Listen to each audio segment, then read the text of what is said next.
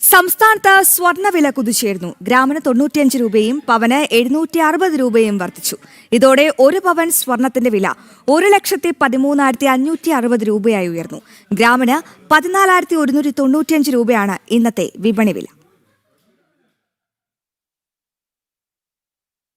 സംസ്ഥാനത്ത് സ്വർണ്ണവിലയിൽ വീണ്ടും കുതിപ്പ്. ഗ്രാമിന് 95 രൂപ വർദ്ധിച്ച് 14,195 രൂപയിലും പവന് 760 രൂപ കൂടി 1,13,560 രൂപയിലുമെത്തി. ഇന്നലത്തെ ശക്തമായ ഏറ്റക്കുറച്ചിലുകൾക്ക് ശേഷമാണ് ഇന്ന് വിപണി വീണ്ടും മുകളിലേക്ക് കയറിയത്. രാജ്യാന്തര വിപണിയിൽ സ്വർണ്ണവില വീണ്ടും ഉയർന്നതാണ് കേരളത്തിലും പ്രതിഫലിച്ചത്. ഇന്നലെ $4,369 ക്ലോസ് ചെയ്ത വ്യാപാരം ഇന്ന് $4,414 വരെ ഉയർന്നു.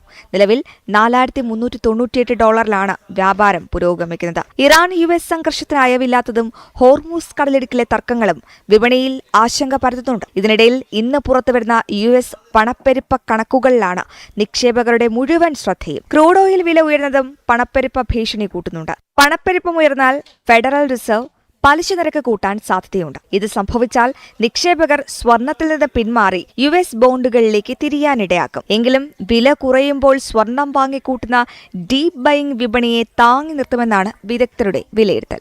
ന്യൂസ് ഡെസ്ക് ജനം.